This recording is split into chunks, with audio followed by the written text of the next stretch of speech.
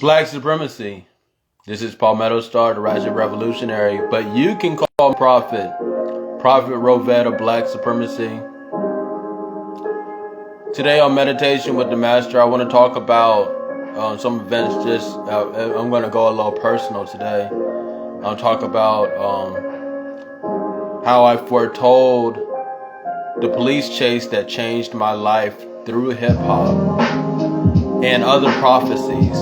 Okay, so my whole life, I've always been sort of connected to prophetic visions, to seeing different things, to having, be able to, have a psychic ability to a degree. My whole life, I've always had that. So I used to do things I didn't realize or didn't know what I was doing when I was young, when I was like 6, 7. Like I didn't know anything about meditation when I was that age, when I was like 6 or 7. But I would always, find myself, I would go underneath a tree and just cross my legs, sit Indian style and just close my eyes, and I would envision like a warm fire around me, like a fire. And I had a very vivid imagination. I still do have a very vivid imagination, but I would do that, and not knowing, that I was really practicing meditation or practicing, these different things. So I would do these things, and I wouldn't know why exactly what I was doing them for,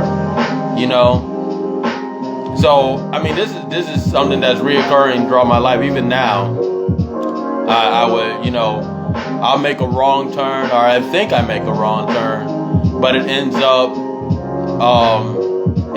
being a completely right story. I'll tell you a story that happened recently. I was with some Black Supremacy comrades. We were driving, and the brother needed a candle for his meditation. That I was telling him he needs to get a candle for the meditation. And so we were going, I was going to just get the candle at the dollar store. And I missed a turn. I just missed a turn. And so we go to this other dollar store that's further down the street. We turn into the parking lot, and this girl is just in her car, idle in her car, like at the stop sign, and she's just looking at us, and we drive in. I'm like, I just go looking like, what's going on? I thought she was in distress or something, right? This happened about maybe 2 months ago. So I thought she was in distress. So we reversed, and I was like, what's going on? Are you all right? And she's like, yeah, I'm good, but I want to invite you guys to this candle party. Now, let me tell you, we were looking for a candle, right? So we were looking for a candle. That was the intent of us going into the Family Dollar, was to get this candle, so the brother could do the meditation or whatever more effectively. So she goes, candle party? Like, she invited all of us to this candle party. We ended up going. It was a great thing. We met a lot of people. Then but of course, the candles were expensive out there. You know what I'm saying? They had I think the candles were close to $10, but we had to get them because I'm like, that's just so crazy that we were looking for a candle, right? We went with the intent of looking for this candle for the meditation, and this girl just out of nowhere, and her name was Divinity. So it's like, really, like, it's almost like a sign, so it's like, we went with her, followed her in the car to this candle party. It was cool, met some cool people out there, and we got the candles that we needed at this candle party. And it was like, but things like this occur in my life all the time, every single day, every single moment. Is probably happening right now. Where something happens and it's like it foretells or it plays into something that happens in the future. So I do hip hop. I do a little bit less now that I'm doing my radio show and writing books and doing a lot of different things like that. But when I was in South Carolina, I was doing a lot of hip hop, doing a lot of hip hop shows. I was in a couple different hip hop groups, and did tours and did a lot of different things. I came out with an album in 2008, my first and only album. It's called Gingerbread Man. You can actually look it up on Google, put Gingerbread Man, Palmetto Star, it'll pop up, the whole album pop up. Actually, it's way ahead of its time for 2008. I'll tell you that. I know it's my album, but I'm just being for real. Like, it was way ahead of its time. So,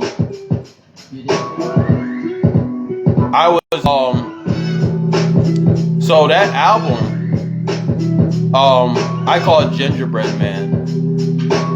And at the time, I was doing a lot. I was rushing. I was in the streets. I was doing activism. I was doing a lot. So I didn't have a song on the album called Gingerbread Man. There was no song on the album called Gingerbread Man.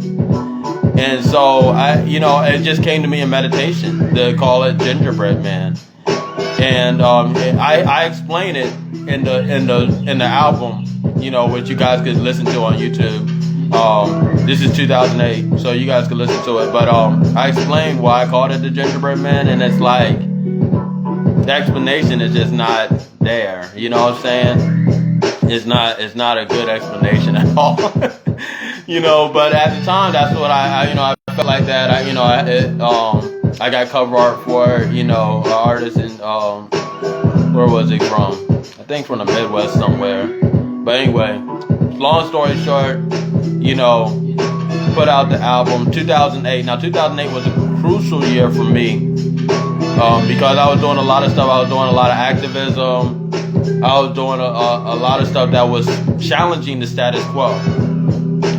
It was challenging the status quo. And I was getting a lot of pushback, real life pushback from politicians, from police, and from just enraged pink people that didn't think, people in South Carolina, black people in South Carolina should be standing up for anything. So, I got a lot of pushback from my things. And so, and a lot of people could verify this. Shout out to Max Partis, shout out to Tika, shout out to a lot of people in South Carolina that can actually verify these things that I'm talking. But I got a lot of pushback from what I was doing, and so I was getting a lot of resistance from like police. There was a point in time, matter of fact, this particular week in particular, where I foretold the police chase that changed my life. I had two incidents where the police had pulled a gun on me. You know what I'm saying? I mean, we were sitting on the, we were at the, where was it? We were at the, it wasn't, I forgot what, Harbison? Nah, what is it called? Anyway, some sort of body of water in Colombia. I'm trying to think of the name of it. But we were just there, me, Max Partis, and another brother were out there. And cops just came out there. They had their guns drawn, talking about someone said something. And, there was people out there in boats looking at us. We were the only black people there. So, there was like, everybody was watching this whole interaction, like, unfold. Police called up. Of course, they called up some other police officers. And, we were watching this whole thing unfold. I ended up diffusing the whole situation. They were coming after me for no reason. I mean, cause I was the darkest person there, you know what I'm saying, I guess. But they were coming after me for no reason. And I was like, hold on. We had the camera out there. I was like, you know what? Cause they got in some football formation. They got in the huddle, got into football formation where they were about to just come at me. And I was like, okay, you know what? Yeah, you guys could do whatever you want to do, but trust and believe that it's going to be on YouTube tonight, and on the state, which is the South Carolina's official newspaper or whatever, is going to be on the front of the state newspaper tomorrow. And after that, you guys aren't going to be eating for a long time because you're definitely going to be taking a leave of absence. I said something along those lines just to paraphrase it. I mean, this is just word from the ancestors that were coming for me at the time because they were in formation. They got in this little formation to try to tase me or whatever they were about to do. So that diffused the whole situation. Like they thought about it and they were like, you know what? We're not doing anything. They're about to just straight up tackle me or tase me and go take me to jail for straight racism. Straight up because of racism. So they ended up like just bowing and like trying to shake our hands and leaving and stuff like that. So they ended up leaving. So what I said diffused that whole situation. And I talk about it still with Max, and it is a very funny situation. That's really funny what happened. But so I called my album The Gingerbread Man. That was the same year I called my album The Gingerbread Man. And I didn't know the story of the Gingerbread Man. Now the story of the Gingerbread Man is an allegory. The story of the Gingerbread Man is about a slave who is tortured. This is allegorical now. Now, you got the gingerbread man, they make the gingerbread man, he's saying, oh, you can't catch me, I'm running as fast as I can. But now it's an allegory for a slave that's tortured. And then he runs away from his master, or runs away from the situation that he's in. And, and he ends up getting eaten by a fox. But it's allegorical for that. Now, I didn't know anything about that until relatively recently. I realized I researched the Gingerbread Man story because I was thinking to myself, I'm like, why did I name my album The Gingerbread Man? You know what I'm saying? Like, there was no reason for me to do that. So,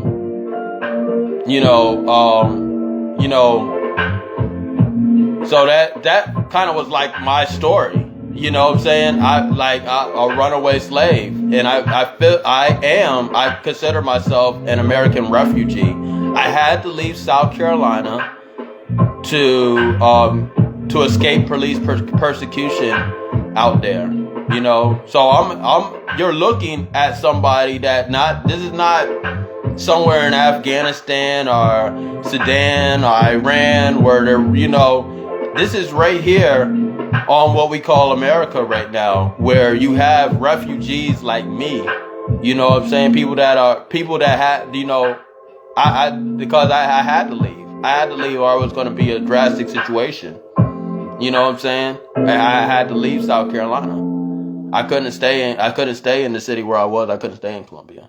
You know what I'm saying? It had worn out my welcome just because of my activism, because of things I was getting more. Police were showing up on my shows, at my shows, musical shows and stuff like that. So I didn't know at the time why I named it The Gingerbread Man. Long story short, I had this police chase, which I'm about to put on the YouTube. I'll put it on the YouTube. I'm sorry, put it on the Facebook, the link. Cause it actually captured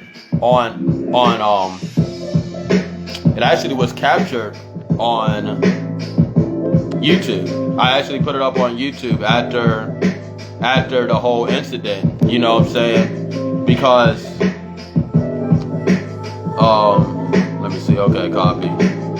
Put it on the Facebook. So you guys go to my Facebook T4 so you can actually see this you guys can see this police chase. In any case, I didn't. Okay, so the police chase, how the whole thing went down was there was two police officers that just pulled me over for no reason. They pulled me over for absolutely no reason. Made up some stuff. They said they saw drugs in the car. So I was like, you know what? This is not going to end up well. So I left. I jetted out on them. We ended up having a high-speed chase, 120 miles per hour, throughout the city of Columbia. I went through. It's on the YouTube, but I went through like 24 green lights. It was crazy. I just straight green lights, boom, boom, boom, like 24. Like, you know, like I go on 120 miles per hour throughout the city. You know what I'm saying? And so, you know, and my car ended up spinning out at 120 miles per hour. While my car was spinning up, I was going right towards the median. And I knew this was the end. I thought, you know, it's over. I'm done with. I'm about to die. Okay, goodbye. Goodbye, world. You know? So, at that moment, I look back and I see the god of the underworld, Anubis, the Egyptian deity Anubis, in my back seat. Just like I see you, just like you see me right on this live. And my car does this weird 3-point turn thing. It does this weird 3-point. It does this weird turn. You know what I'm saying? It does this weird turn, and it just doesn't hit the median. I'm perfectly fine. I'm straight. My hands were off the wheels. My hands were off the steering, literally off the steering wheel at this time. You know what I'm saying? Because my car spin out of control. So my hands off the steering wheel. You know, I ended up jumping out the car, running across the highway. I got hit with a taser from 50 feet, spent the night in jail, and ended up beating the case because there was no drugs in the car. Police didn't even show up to the police, the court, because it was completely false. It was just complete BS how they did that. You know what I'm saying? But I thought it was funny because the reason why they wanted to put drugs on me and say that I was that I had drugs is because I just came from a networking event, right? I had just came from a networking event. Shout out to my girl Sarah Lee. I don't know where she's at right now, but I was with her, Sarah Lee, and a couple other people. You know what I'm saying? And I had this briefcase full of my album because I had just released my album, so I had the album cases in, and I think back about that, about how the police were looking at my car and how funny it had to be to see they look in this briefcase they think has drugs in it, right? And they see an album called The Gingerbread Man right after this police chase. You know what I'm saying? I mean, how crazy is that, you know? So I think about that. I think about how I didn't know why I was doing it or why I called my album The Gingerbread Man, but I called it The Gingerbread Man, and it foretold that whole incident, you know what I'm saying, of me getting out of that slave state and me getting out of that whole situation. That was me foretelling that in a sense, you know what I'm saying? And I think about that, and that's indicative to the spiritual path. In the spiritual path, you may not know why you're doing something. You may not know why this is occurring, but you know you have to do it. You know it has to get done. Something is propelling you to do certain things, and you may not have the reason why you're doing it. You may not know, but do it anyway. Because that's how the spiritual path is. You know what I'm saying? The road is not going to be completely, I'm going to do this and I'm going to do that and I'm going to do this and it's going to be like that. You know, that's that American fantasy they want to give you, where you plan out your whole life, and you know, at 24 you graduate college, and at or at 23 or whatever it is, you graduate college, then you know you have you get a husband or your wife, and then you have a picket fence, and you know, a dog in the back, and you die at 80, and just weird stuff like that. Life is not like that. Life is not prepackaged fuck shit. You know what I'm saying? So when we're going on this journey with no destination, go with it. Go with what the spirit is telling you. You know what I'm saying? Go with what the ancestors are telling you. And you may not know why. You may not know the reason why you're going this way, but it's going to be beneficial. It's going to enhance your spiritual life. Now, like that whole police chase, it changed my life. It changed my life. But at the time, of course, I'm like, okay, you know, this crazy stuff happened. I was facing the felonies, plural, you know. So it was a tumultuous time. But I'm so glad that I went through that experience. You know what I'm saying? And being able to see that and being able to manifest further. And step into my position more. And there's a lot of things like that has happened in my life. The police chase thing was just a supernatural event that actually got caught on camera. But I've been part of, I've had a lot of supernatural events, and all my supernatural events have witnesses. You know, all my supernatural events, most of them have witnesses.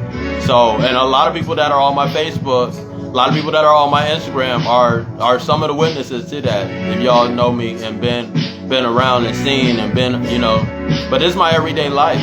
This is what happens to me every day. You know what I'm saying? I'm guided. I'm 100% guided by the ancestors.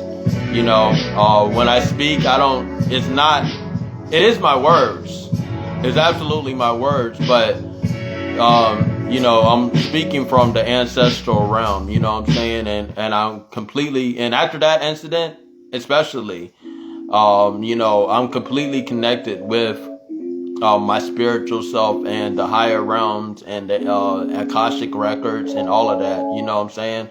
So that completely guides me, you know what I'm saying? And everything I do and all my interactions and all my, everything.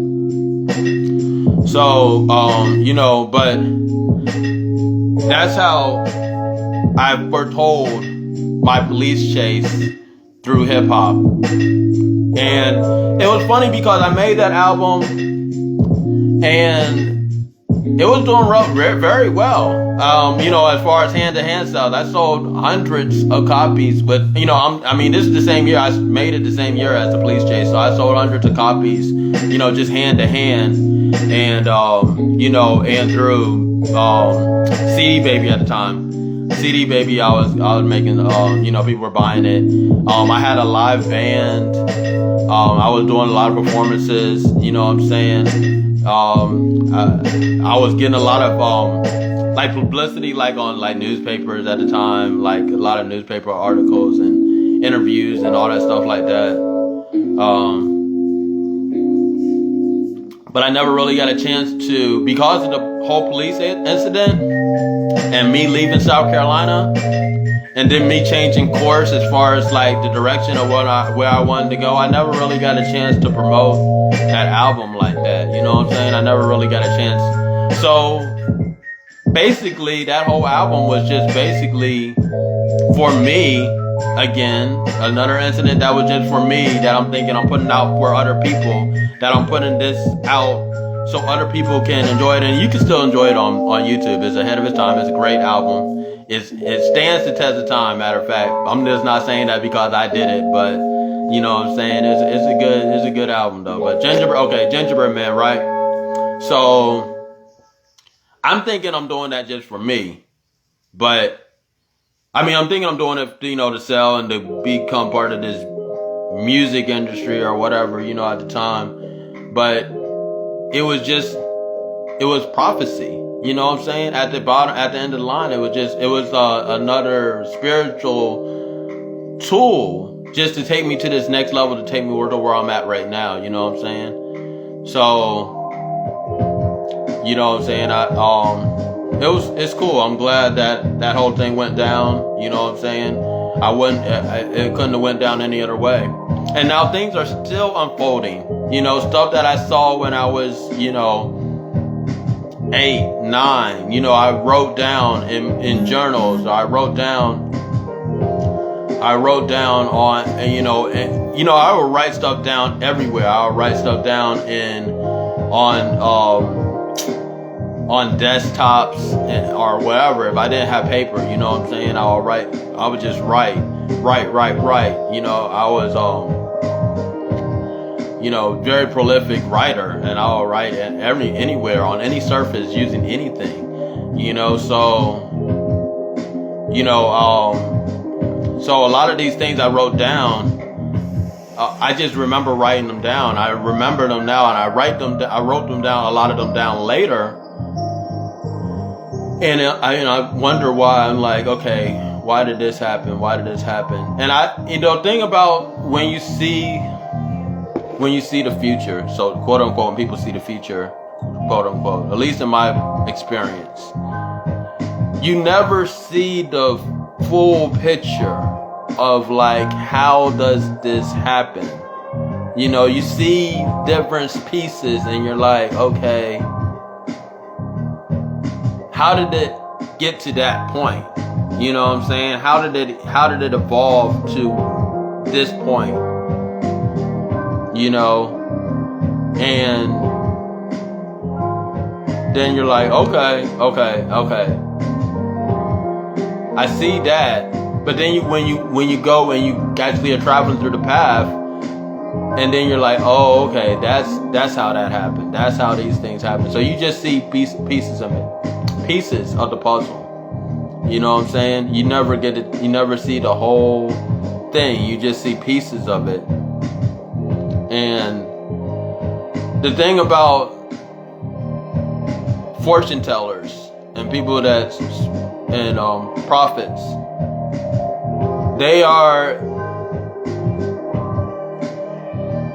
the fortune teller creates the future that they tell. So I understand that.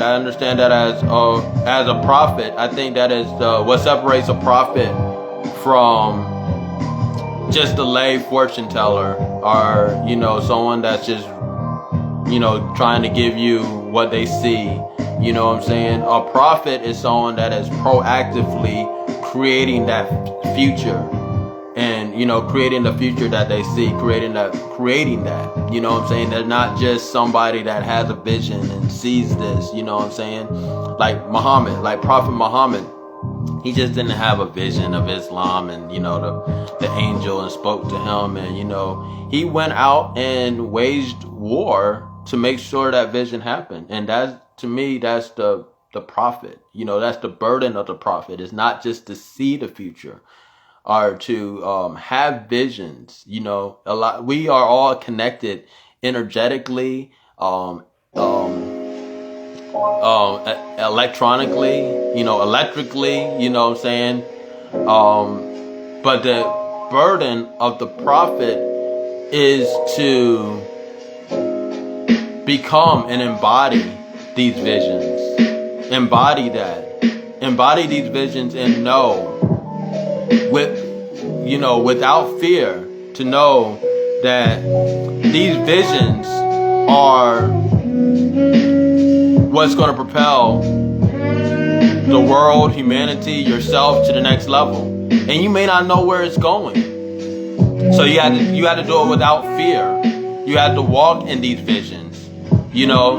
So the burden of the prophet, and I wouldn't call it it's not really a burden, but for lack of a better term, burden of the prophet, the work of a prophet is to not just foretell the future, not just to see the future, our visions, but to embody these visions, to embody the future, and to become what they see. You know what I'm saying? To actually become that. You know what I'm saying? So as somebody that has gone through that, I've seen what's happened. My album did foretell the police chase that I had that changed my life. And you guys can still check it on YouTube. It's on YouTube, you know what I'm saying? Like the whole thing was crazy. But and it's crazy how the whole thing went down, so I understand it now. I get it, thank you ancestors, and now taking it to the next level. Now I want to invite you guys to come to my first book. My first published book is coming out on January 20th. That's this Wednesday. So we're having a book release and reading party in Atlanta at 2857 Main Street at the Core Total Body Health Spa. I want you guys to come out. It's from 7 to 9. It's free entry, but donations are highly encouraged because that gets you to go into the raffle and things of that nature. And you can donate via Cash App at Palmetto Star. That's $ Palmetto Star. I'm gonna put it on this. I'm gonna put it on the. I'm gonna put it. Yeah, I'm gonna put it on here on the Instagram, so you guys can see it. So, this is my first book. It's 3 Steps to End Racism right now. I'm releasing it for absolutely free because this information will, when collectively applied, will absolutely change the world. It will break black people out of this cycle that we're in that happens every approximately 150 years. You know what I'm saying? So we had to break out of this cycle. We had to end racism. This book will end racism, absolutely, because it's a mental construct. But you guys, the book's coming out on January 20th. A lot of stuff happened on January 20th. I know. And so I want you guys to join me in Atlanta at 2857 Main Street in East Point, Georgia 30344. That's at the Core Total Body Health Spa, and it's going to be an amazing thing. We're going to have food out there, courtesy of the Colored Only Cafe, which they're going to be making their debut out there. Colored Only Cafe, so you definitely want to be part of that. We're going to have prizes. We're going to have just a lot of different things, performances. An artist named Baby Me is going to be out there. She's performing. So it's going to be a great experience. It's a family affair, so you could bring your children, all of that stuff like that. So, come out, enjoy it. It's going to be an amazing thing. So I look forward to seeing you guys out there. It's happening in 2 days, y'all. Now, you guys see the flyer on my profile. Now, you fuck with me. If you mess with me, man, go ahead and copy that profile, put it on your story, put it on a post, and put it out there, because it's going to be an amazing thing. We have a lot of people that are coming out there. People are traveling from out of state to come out, and I'm just thankful for everybody that's been part of this journey. And this is just the beginning. Donating and helping out right now helps out with the writing process, because my next book is going to be a children's book, which reveals our true black culture. It reveals our true black culture. Black supremacy is our true black culture. Black people's, our true black culture is becoming great and becoming the greatest version of ourselves. And they say that our culture was hidden and that they stripped us from our language, and all of this is fake. All of this is fake.